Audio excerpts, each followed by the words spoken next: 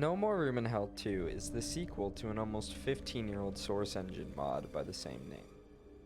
The premise of both games is an 8-player co-op survival horror FPS where you and your friends fight your way through hordes of zombies, usually trying to complete some kind of task or mission to escape and get to the next safe zone. The game is relatively slow-paced, but terrifying. When returning to the first game after almost 12 to 13 years for this video, I was filled with dread and anxiety on multiple occasions, realizing how dire the situation we were in really was. This video, however, is really an analysis of the second game and its many, many shortcomings.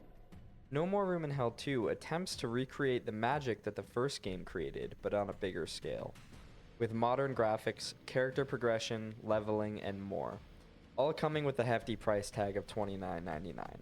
Did I mention that the first game was free, and that the second game is still in early access and not complete?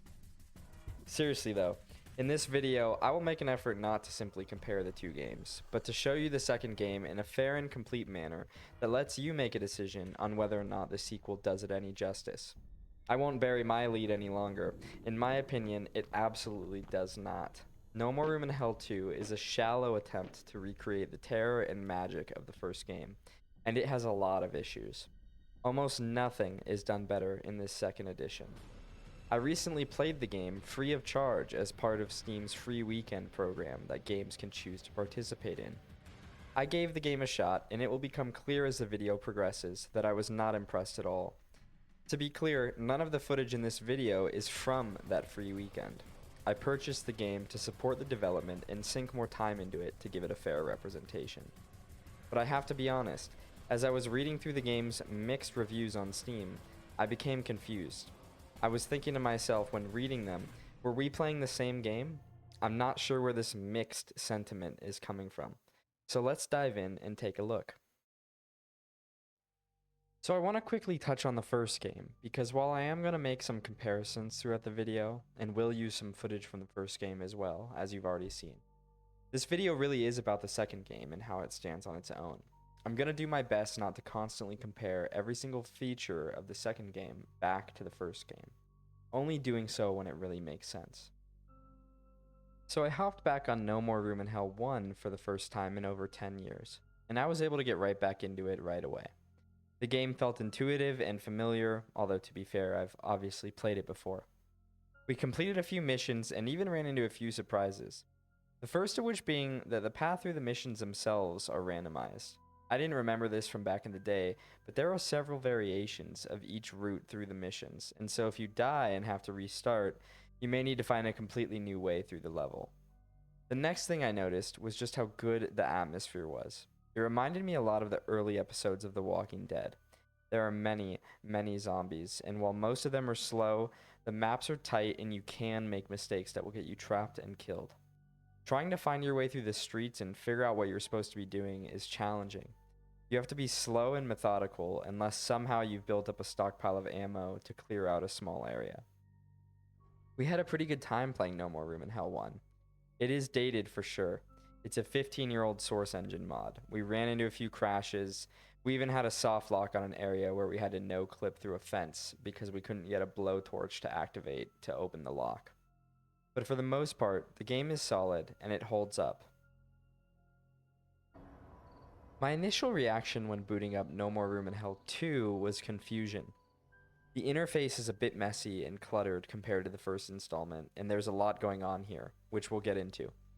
But what really caught me off guard was the fact that they actually make the game impossible to play by yourself.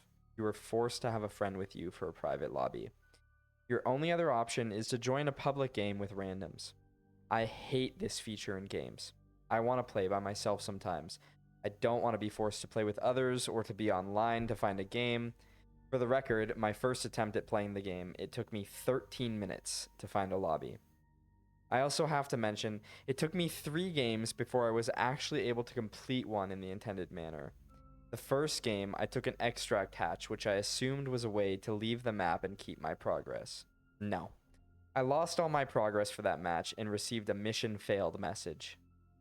My second game, I was playing with some friendly randoms and we were trying to repair a boat to complete the mission. when one of the necessary parts for the boat glitched out of the map and became unretrievable. In fact, in all my games I played with randoms, the goal of what we were doing was actually very confusing. Everyone is running around in this big open map doing different things. There's no cohesion. I don't even know what my teammates were actually doing to progress us through the mission. You don't spawn together. People spawn on opposite sides of the map and they just kind of run around doing missions and doing little tasks. So the game just kind of goes on even if you don't know what's happening. So I called in the big guns, my younger brother, so that I could actually start a private lobby and see what the game is all about. You can tell everybody, go and tell everybody. Beautiful. All right, what are we thinking? Before we even play, what's your rating out of 10? What's your guesstimate? The menu is giving me a solid 6.5 out of 10. 6.5. Wow. Okay. You're optimistic. So at this point, I want to jump in here just to say it was not a 6.5 out of 10. After we got off the game, unprompted by me, actually, Jacob told me that he was never going to play it again and I should refund it through Steam. So he went through the process of like approving my refund request or whatever since I had gifted the game to him. So he may have been optimistic going into it, but I just want to clarify while I'm editing the video, that is how this experience ended for him. So we loaded into the game and gave it a shot. One thing we noticed right away was that we did not spawn with each other.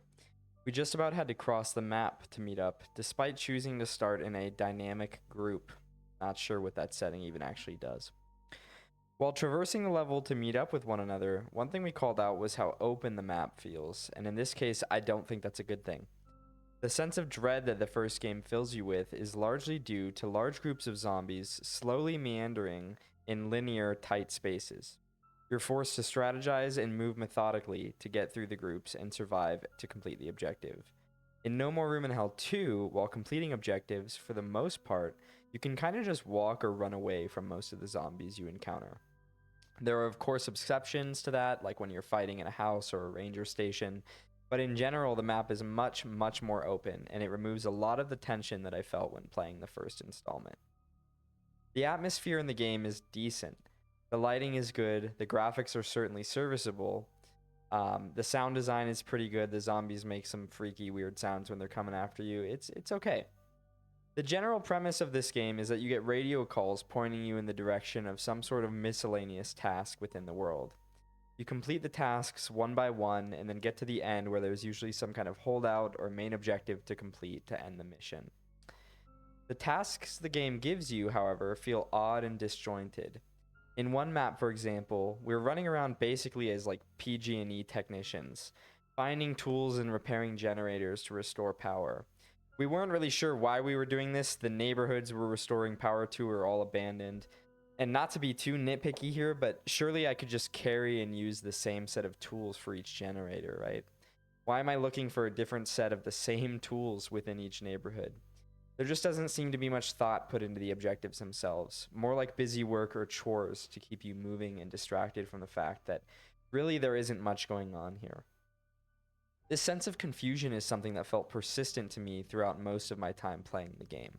Why am I gathering camp supplies? I don't even have a camp in the game that I can see.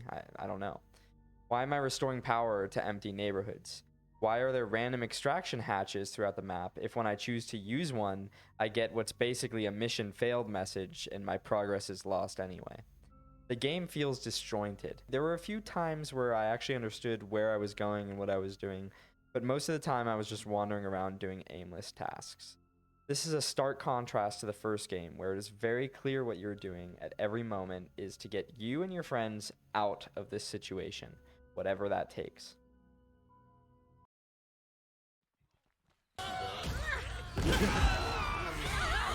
I'm mega drunk, by the way. Oh, fuck. Oh, no.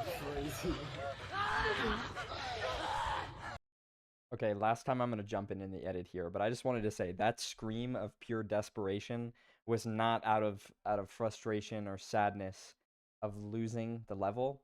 That was a man realizing that he has to fucking play the level back again to try and complete it before posting the review. What the fuck?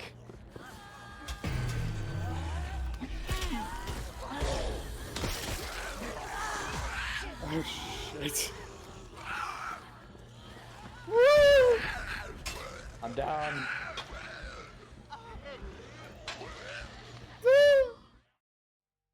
While you're wandering around doing tasks for the mysterious voices on the radio, you will obviously encounter and fight a lot of zombies. Which brings us to what, in my opinion, should be the most important aspect of the game, the combat. The combat in No More Room in Hell 2 is very lackluster in my opinion.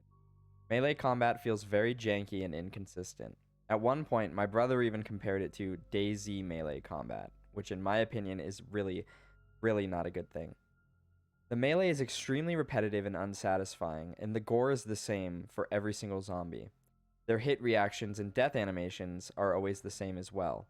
This leads to situations where you're walking around smacking zombies over and over again like you're training strength in RuneScape or something. It's very clunky.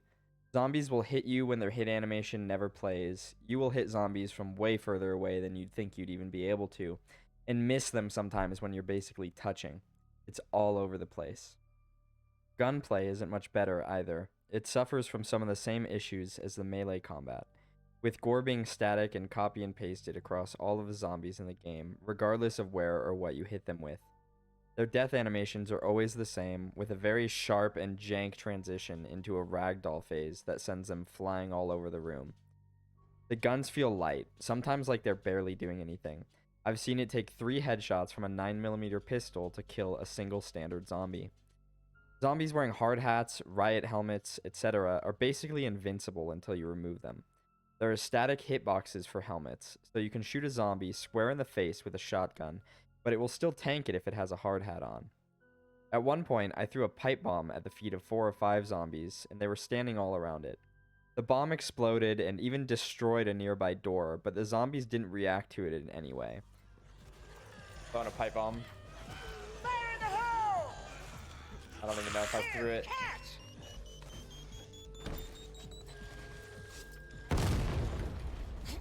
It did absolutely nothing. What the fuck? And there are a lot of little weird bugs and glitches like this that you'll encounter when you're fighting in No More Room in Hell 2. Another of which is the AI pathing. Zombies are often unable to navigate their way around simple obstacles to reach you. Sometimes they get stuck altogether. The zombie respawn system feels unsensical as well. You never really get the sense that you're able to clear out a small area. Zombies just keep spawning, sometimes right in front of you, in endless waves. It doesn't feel orchestrated or planned out like it does in something like Left 4 Dead, for example. It just feels random and jarring.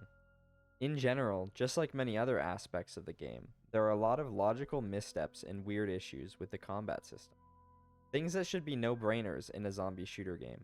Left 4 Dead 2 figured out the static gore issue like 15 years ago. What's going on here? Once again, just as I stated in my Road to Vostok video, when the core gameplay loop of your game is walking around, shooting and hitting things aimlessly, it better be really fun and satisfying to shoot and hit things. Sadly, that is not the case in No More Room in Hell 2. As far as performance goes, it isn't great. The frame rates are very unstable, with huge differences depending on environment and what is going on in the game. I had a relatively consistent frame rate of around 140 frames per second, but was stuttering constantly, to the point where my game would freeze for about a second at a time in the middle of fights. In some of the final holdout sections of the levels, the game became almost completely unplayable. Surrounded by endless spawning waves of zombies, my game would freeze repeatedly while I was trying to dodge and weave in between the spawns. There are crashes, too. The first time I booted up the game, I alt-tabbed to ensure I was recording and my entire PC restarted without warning. The game in general does not run well and feels very unpolished in this regard. Side note, when playing with my brother in a private lobby, I had 50 ping to the server and he had from 120 to 150 fluctuating. Not sure where the hell these servers are hosted, but that is a crazy variation. For reference, we're playing from Colorado and California respectively. Okay, I'm spectating you, but it puts the menu over my spectator cam, and I can't get rid of it, so I can barely see what you're doing. What sounds mid? It is. I can't tell what the fuck's going on. Blue blur. That ping difference makes no sense given our locations. Not really sure what that's about. Also, this is a little bit of a nitpick, I guess, but one thing that really pisses me off is that anytime I have a firearm equipped, there's a tooltip on my screen telling me to press U to unload it. Don't know why the game is constantly prompting me to unload my weapon, but it's pretty obnoxious. Whoa, why are there so many over here? Alright, I gotta start shooting. When you have a gun out, do you constantly have the unload tooltip on your screen? No. Every time I have a gun out, it just tells me to unload it over and over again. It's really annoying. So I've talked a lot about where the game suffers and does not live up to the potential of the first installment. But what does this game do well? Well, in general, not much. But I do feel that the sound design, for instance, is a standout. Okay, for real this time, this is the last time I'm jumping in the middle of the video, but I just wanted to preface, these next two clips are just raw audio from the game with the volume turned up. Listen to the ambient gunshot noises, the screams, things like that. I think, in general, while the game runs like shit, doesn't look that great, the audio does help a bit with the atmosphere, so I just wanted to showcase that here.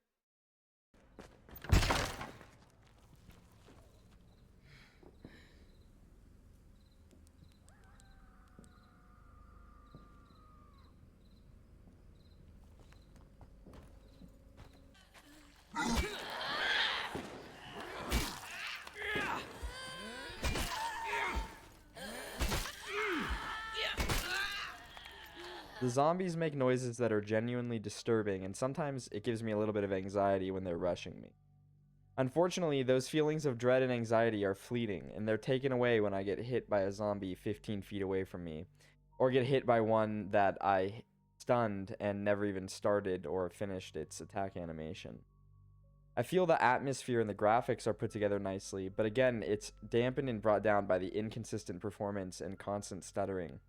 If they can iron out the performance issues, I think the game would at the very least be visually appealing, minus the disgusting character models. No, I mean like cooking oil. Wait, my lips do look weird. Why do... Wait. I don't even know. I'm not gonna say anything. I'm not gonna say what I'm thinking on this. Fucking cut this shit out. Jacob's character has a crazy hairline. What the fuck? In summary, there are a lot of issues with the game. From performance, to combat, to level design and objectives, the game is all over the place, and unfortunately a lot of it is negative. The combat feels stale and static, the missions are confusing and uninteresting, and the game is an absolute chore to play between crashes, stutters, and poor performance overall. I think the game suffers from a real lack of direction. They seem to really have no clue how to expand on the outline that the first game put together for them. The game does get fairly regular updates, usually including some small amount of content and a slew of bug fixes. That being said, the game still feels very unfinished and unpolished. Compared to what the first game has to offer, especially when it's free, No More Room in Hell 2 has a long way to go before I'd consider it a good game or worth purchasing. And it seems that at least half the community agrees with me. The reviews on Steam are mixed, with a lot of generally negative comments. A lot of the positive reviews are jokes or telling you to wait before purchasing as well. Hopefully the devs continue to update the game and fix a lot of the issues with performance and the core gameplay loop. There's a long way to go at this point, and with small updates trickling in, I think we may be in it for a long while before this one improves substantially. There is a roadmap in the game, which I do appreciate, but there are only a few bullet points, and they're all very short and vague. I guess we'll have to wait and see which way the devs move and if they're able to address a lot of the issues with the core gameplay. So I just want to say thank you guys for watching. This has been another installment of Buffalo Reviews. I started making these out of general frustration with the gaming industry at this time, so the first two have been pretty negative. I do want to make a video on a game that I actually enjoy playing, so stick around if you want to see something a little bit more positive. This one took a little bit longer to make, honestly, because this game is so fucking boring. I mean, to be honest, just to edit the video and to like hype myself up to jump back into the game for more like B-roll footage, it was a struggle. The game is just, it's so fucked. It's so boring. It's so broken. It's just not for me right now. That being said, if you've played it, let me know what you thought about No More Room in Hell 2. Did you like it? Am I way off base here? Was it fun for you? I'll leave a link to the Steam store page in the description in case you want to grab it for yourself. I think it's even on sale right now with the Steam Summer Sale. Yeah, so thanks for watching. Go ahead and subscribe if you want to see more positive videos coming in the near future. Hopefully a lot sooner than this one. Yeah, thanks.